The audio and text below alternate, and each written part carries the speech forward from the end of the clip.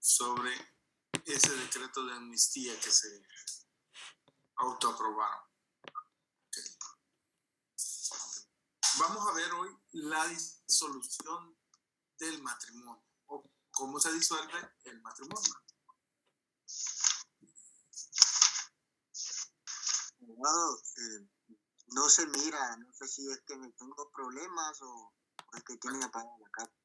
Yo te miro a vos y me miro aquí en la cámara. ¿Me miran? Sí, abogado. Sí, abogado. Sí, abogado. Que Gerson. Ok. Entonces les decía, disolución del vínculo matrimonial.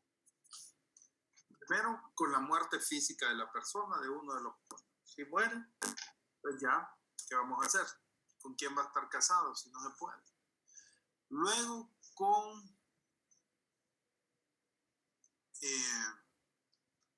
cuando tenemos la caída en la esclavitud de uno de los cónyuges o de los dos, el vínculo solo se mantiene si los dos están bajo el mismo amo y son liberados y capturados al mismo tiempo.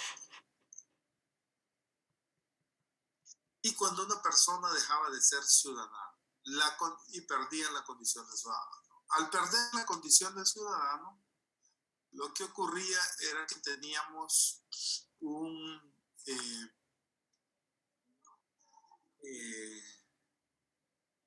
una persona que ya no podía gozar del derecho civil.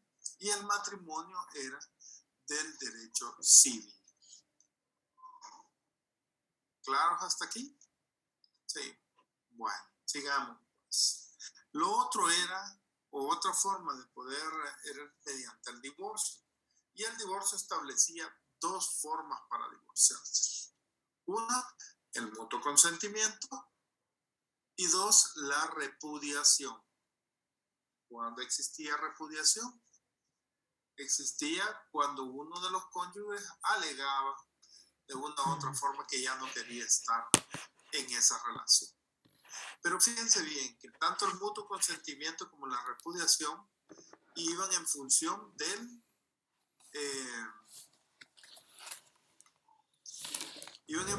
varón. Y el varón podía alegar el repudio en el momento que él quisiera, sin necesidad de que la mujer asintiera con él. De ahí resulta que los emperadores cristianos empezaron a pretender frenar esa ligereza con que se podían divorciar las partes y empezaron a trabajar para dificultar el divorcio por mutuo consentimiento. ¿De acuerdo? Sí, bueno, pues. Entonces, de ahí esa dificultad hizo que ya no fuera tanto. ¿Qué entiende usted por concubinato, arriba? Sí, abogado, disculpa.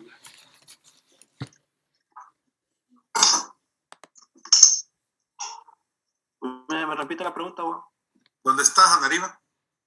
Aquí, permítame, que sigo en la oficina. Ok, aquí estoy. Miren. Ok. Ajá. ¿Qué es un concubinato, Anariva? Un concubinato. No podría dar una respuesta, no tengo ningún. Entonces, que es una acción de matrimonio, creo, ¿verdad?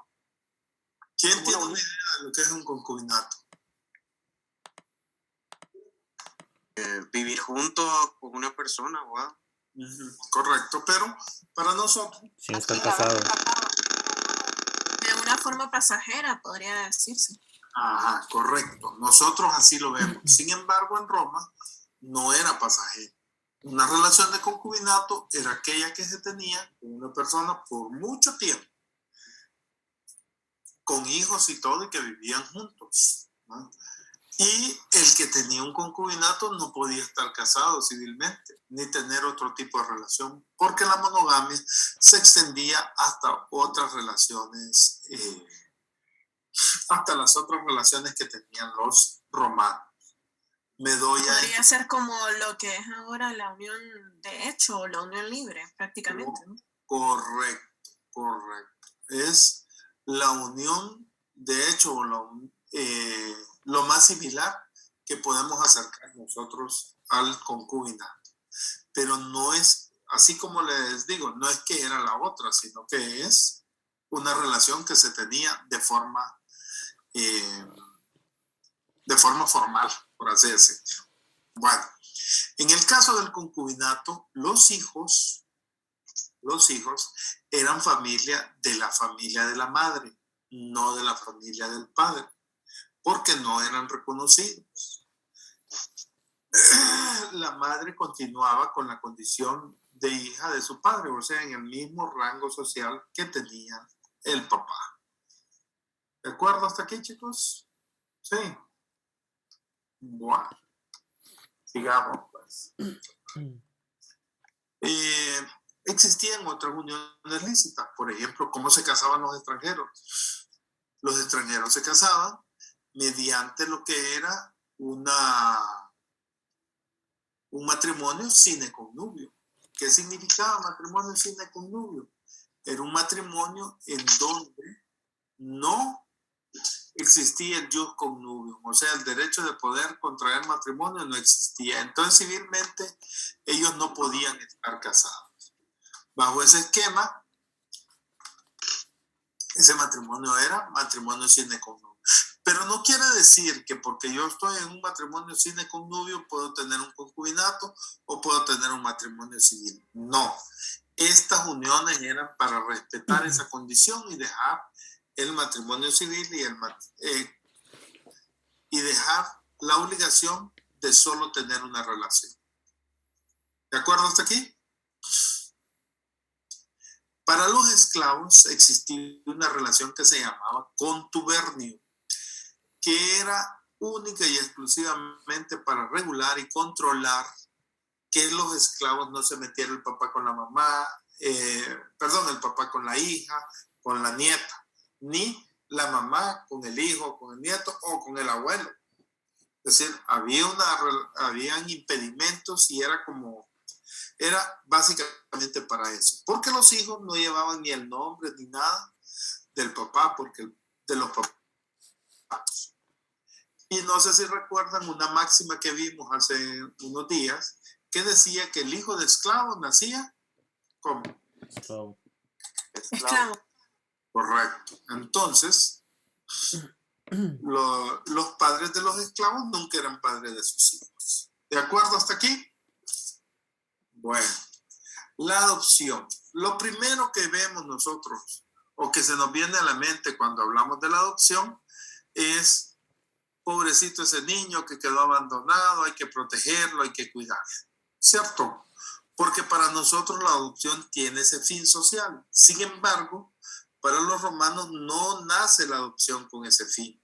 La adopción nace con el fin de procurar que las familias no dejen de existir. ¿Qué significaba eso? Que queríamos que la familia perdurara. Y como las familias perduraban en función del varón, se daba la adopción en aquellas familias donde solo eran mujeres. Y al tener una familia donde solo son mujeres, entonces se buscaba la protección de esta familia, permitiendo la adopción de un varón. Ok, pero habían varones de tres tipos. Varones sui juris. Un varón sui juris significaba una abrogación y era la pérdida de una familia o la disolución de una familia. Porque si era sui juris, era pater de una familia. Sí. Bueno, y al ser pater de una familia, este varón, y ser adrogado por otro varón, su familia desaparecía porque se integraba con todo lo que él tenía a su nueva familia. Dejaba de ser sui juris para ser un alieni juris de la otra familia. ¿Por qué se hacía? Bueno, por muchas razones, pero básicamente las razones primordiales eran porque dejaba de ser plebeyo para convertirse en patricio, de seguro, ¿verdad? O por razones económicas. Habían varias razones para poder alcanzar esa condición. Y de esas dos se derivan todas las demás. Pues bien, Hasta ahí con la drogación. Pero podía darse la drogación de un impúber. ¿Quiénes eran los impúberes? ¿Se acuerdan? ¿Quién se acuerda de quiénes eran los impúberes?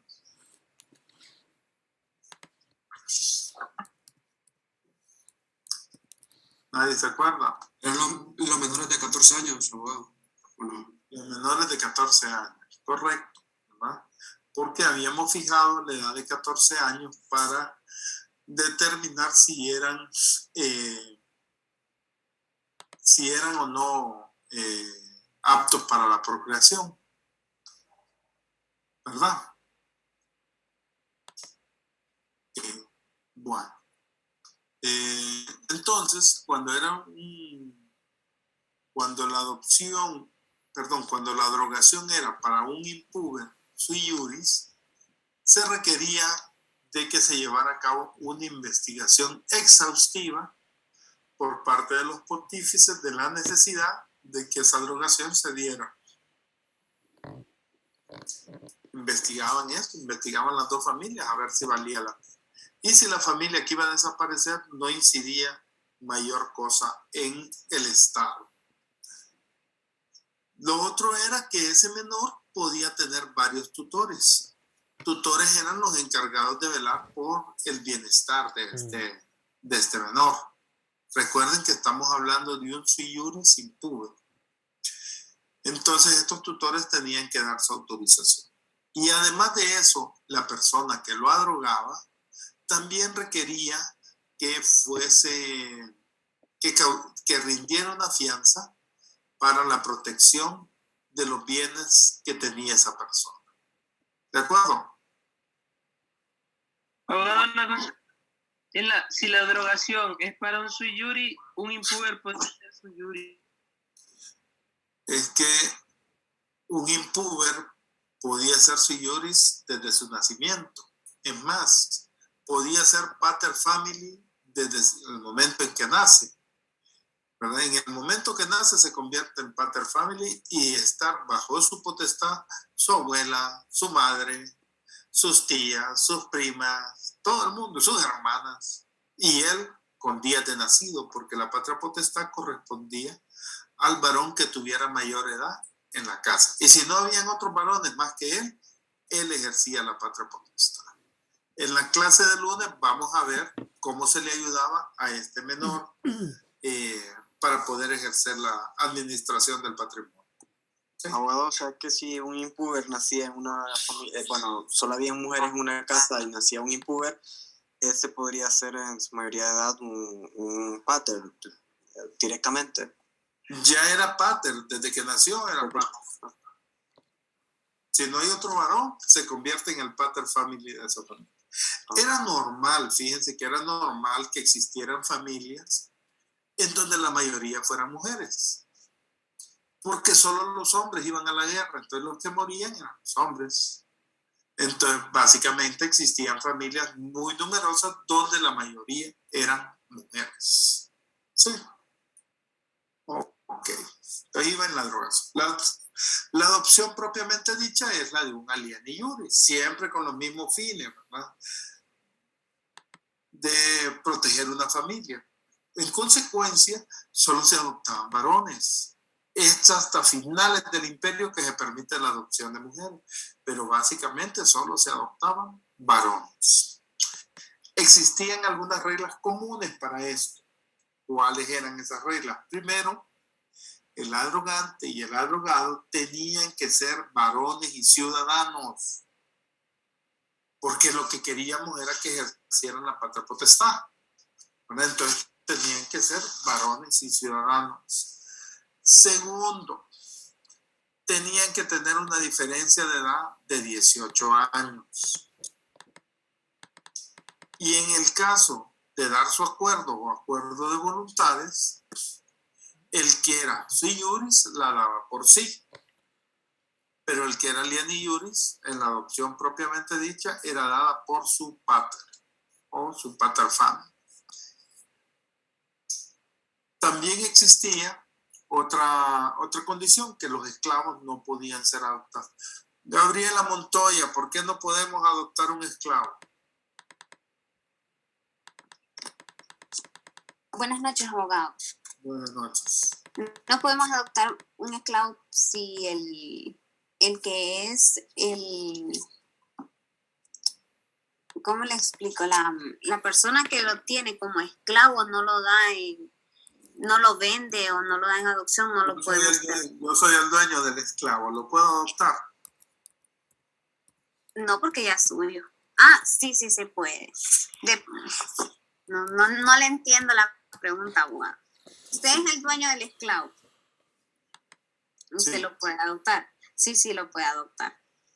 No lo puedo adoptar. ¿Puedo adoptar este control remoto? No, porque es suyo. Qué lindo, ya lo adopté. Le voy a poner control remoto Zamora. No, porque No. las cosas no se pueden adoptar. Y el esclavo era una cosa. Era una cosa, es cierto. Ok, perfecto. Bueno, sigamos. Estamos claros hasta aquí, ¿no? Existía una regla especial para la drogación. Y esa regla especial era que el drogante tenía que ser mayor 60 años que la drogada. Perdón, tenía que tener 60 años, no ser mayor, sino tener 60 años. Y no tener hijos legítimos, vivos ni hijos naturales. ¿Por qué? Porque se suponía que iba a drogar para tener una familia, para poder proteger esa familia. Y como no tenía, entonces estábamos cabal. De tal manera que si la persona tenía que ser mayor de 60 años, supónganse que tenemos una persona que tiene 70 años. ¿De qué edad para abajo podía adoptar? Abogado. Ajá. Abogado, fíjese que me voy a salir un ratito de la clase, fíjese que tengo un problema familiar, fíjese, abogado.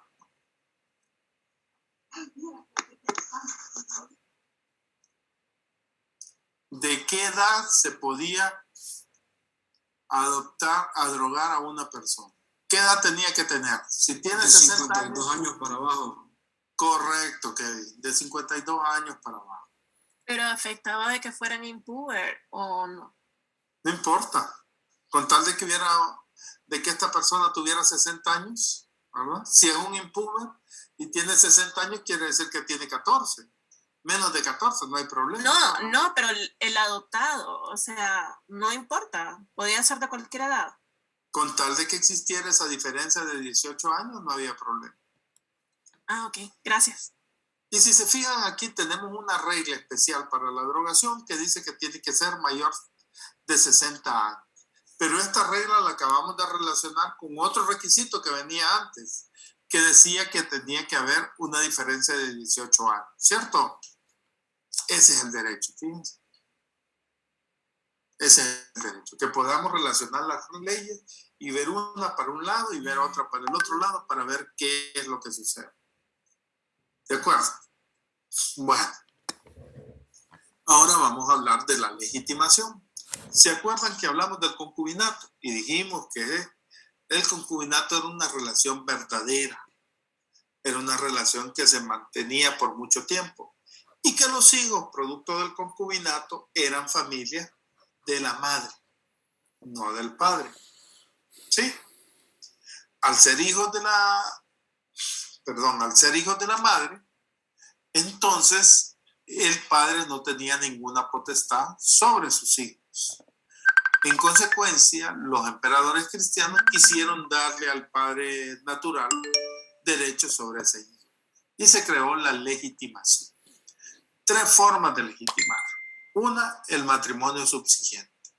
¿Qué significa el matrimonio subsiguiente? Que los padres de los hijos hubieran reunido los requisitos para contraer matrimonio. ¿Qué requisitos? Ser impúberes, haber dado su consentimiento, gozar del jus connubium o iustai y no tener ninguna otra relación. Porque básicamente las relaciones de concubinato eran porque los padres no les daban permiso. Ese era el requisito que más fallaba en el concubinato. ¿De acuerdo hasta aquí? Entonces, Si había un matrimonio subsiguiente, se legitimaba el matrimonio y se legitimaba el hijo. Nada más que el hijo ahí tenía que dar su consentimiento. Porque supónganse que ese hijo no quería irse a la familia del padre porque la familia del padre era plebeya y la familia de la madre era patricia. Y él tenía aspiraciones políticas, entonces no se quería ir para allá. O los derechos hereditarios de su abuelo eran mejores que los derechos hereditarios de su padre. Entonces el hijo tomaba la decisión en el matrimonio subsiguiente. Pero si no se podía hacer el matrimonio subsiguiente, entonces lo que ocurría era una oblación a la curia. Y esto no era más que la entrega del hijo a las asambleas por curia. ¿Recuerdan las asambleas por curia que teníamos? Que eran compuestas por 30 miembros de las 3 tribus. Estas asambleas por curia tomaban a ese hijo como hijo de la curia y lo entregaban al pater.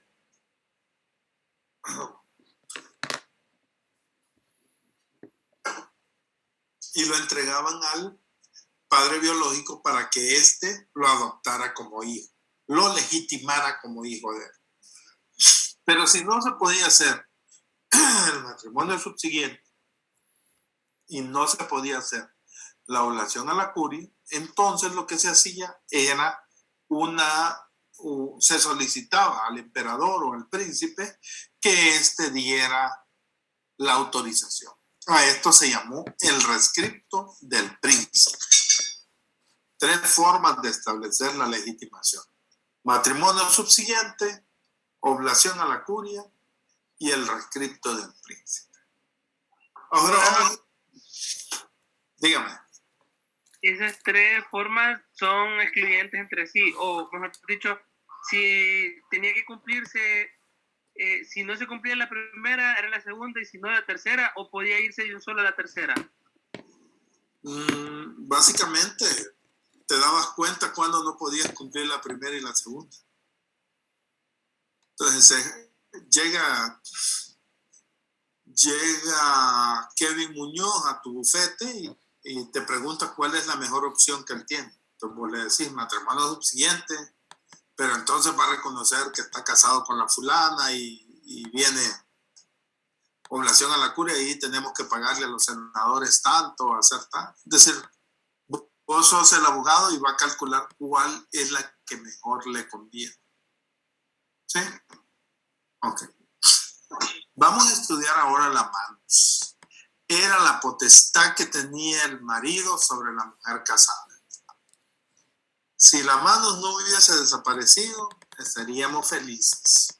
Porque la mujer estaba en condición de hija. No le podía reclamar al marido nada. No le podía reclamar si salía, si se iba de parranda, si regresaba dentro de 3 días o algo por el estilo. Y lo mejor de todo es que no le iba a tocar el celular para nada. Entonces los matrimonios seguirían existiendo y seríamos felices porque no habrían pleitos. Sin embargo, desaparece esta potestad que tenía el marido sobre la mujer. Desaparece en la época de Justiniano. Pero para poderla establecer existían 3 formas. Una, el usus. ¿Qué era el usus? Era cuando la mujer estaba dispuesta para su marido durante 1 año consecutivo. Ojo, dispuesta para él no quiere decir que el marido tenía que estar en la ciudad. Podía ser que el marido anduviera de viaje. Si ella no se salía 3 noches, caía en manos. 2, conferratio, que es lo que era una ceremonia religiosa en donde iban ante el sacerdote o al padre para que éste los bendijera y le entregara a la mujer al marido en la ceremonia eclesiástica. Era una ceremonia, la conferratio era una ceremonia en donde había un pastel blanco, todo el mundo llegaba vestido de blanco y era una celebración más o menos de esa naturaleza. Esto permitió que permitía establecer la mano. En el caso de los plebeyos había una que se llamaba coentio y esta era la que hacía. ¿Qué efectos de la mano? Bueno, de nuevo, la mujer sale de la familia de su padre para pertenecer a la familia de su marido. Y fíjense bien, que si el marido era alieni juris, quien ejercía las manos, era el papá del marido, o sea, el suegro. ¿Verdad? Entonces, esa era una de las peculiaridades. Había mujeres que se divorciaban y seguía teniendo las manos del esposo, el ex esposo. Seguía teniendo potestad sobre él. Tan así era el alcance de las manos sobre la mujer. Afortunadamente para ellas, no para nosotros, esto desapareció ya en el Bajo Imperio. ¿Verdad? Y con Justiniano no desapareció. Sin embargo, tenemos algunos que ya somos mayores y aquellos que pintan canas, no yo. Estos tipos todavía tienen ese resabio y ha quedado en algunos hogares la autoridad del padre sobre la mujer cuando se casa. Pero esperemos que eso desaparezca. Mancipio, potestad de un hombre libre sobre otro hombre libre. ¿Y cómo es eso, abogado? Bueno, por ejemplo, en la actualidad existe. Tenemos un hijo que no quiso estudiar y lo mandamos donde el tío que es mecánico, lo mandamos donde el tío que es carpintero. Anda, aprende un oficio, por favor. Y si es niña, la mandamos a una casa para que hacer. Si está más mayorcita, la mandamos a un salón de belleza para que aprenda a poner uñas, aunque sea, y que pueda defenderse. ¿Y qué ocurre con esas personas a las que se los entregamos? Los tratan como verdaderos esclavos. No es que los tratan como otro hijo, sino que los tratan como verdaderos esclavos. Todavía existe, y eso se llama mancipio, potestad de un hombre libre sobre otro hombre libre. Si es el caso, existía una enorme cantidad de abusos. Entonces se crea lo que es la emancipación, que era cuando un padre vendía por más de 3 veces a un hijo, este adquiría ya la condición de sui juris. Y si tenía familia, se llevaba a toda la familia porque ya eran sui juris. Pues fíjense que una ley que era para frenar un abuso, el abuso de los padres, se convierte en una ley que le permite a los padres premiar a aquellos hijos buenos, dándoles la posibilidad de que puedan ellos ser libres. Lo vendían 3 veces de común acuerdo y ya los hijos se convertían en personas libres. Hoy hemos visto bastante derecho. La prescripción de un derecho permite el nacimiento de otro. En este caso de la emancipación, creamos una ley para frenar un abuso y esta ley nos permite liberar a aquellos hijos buenos. ¿Estamos claros hasta aquí? Sí. Bueno, chicos, si no tienen ninguna duda y están de acuerdo, creo que nos miraríamos la otra semana. ¿Seguros que no tienen ninguna duda? Pues. Abogado, yo le quiero hacer una consulta, pero sobre la clase. No sé si le puedo mandar un mensaje a su celular. Aquí abierto, hábleme. Consulte. Es porque yo ya llevé la clase 2 veces. Ajá. Entonces, la tercera vez me dijeron que tenía que con tutor. ¿Perdón? Que yo ya llevé la clase 2 veces y no la pasé. Ajá, ¿y la tercera vez qué le dijeron? Con tutor. ¿Con tutor? Sí, recibí tutoría sobre la clase. Ah, bueno. Con gusto le ayudo. Usted dígame cuáles son sus problemas y nos podemos ver.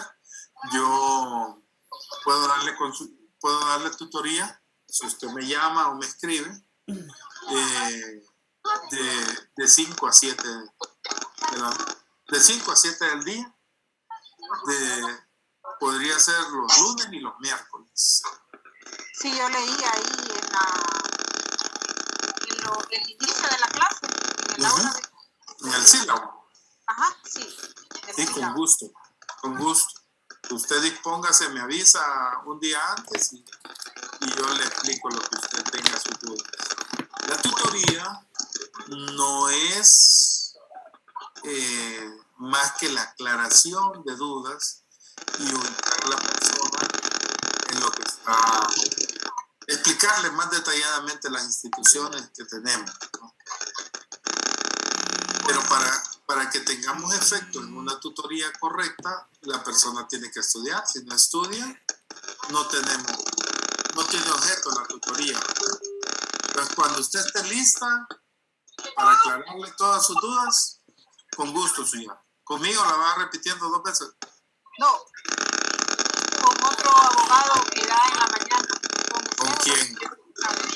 Con el abogado Vitilio. ¿Con él las 2? Sí, con él la tomé una vez y con usted otra, pero cuando la tomé con usted yo me enfermé de COVID y me fue mal el examen. Bueno, tiene que esforzarse porque dicen que yo soy más difícil que Virgilio. No creo. Así es que póngase viva. Ok, ¿qué más? ¿Alguna otra pregunta, jóvenes? Me sacó la clase. Me quedé sin internet. Vaya, pues Sí, cuidémonos y nos vemos el no le pare lunes. bola, que estoy Pórtense grabando bien, todo. con cuidado. Digamos el ejemplo de Omar. Buenas noches, siempre abogado. con mascarilla. Buenas Noche, noches. abogado.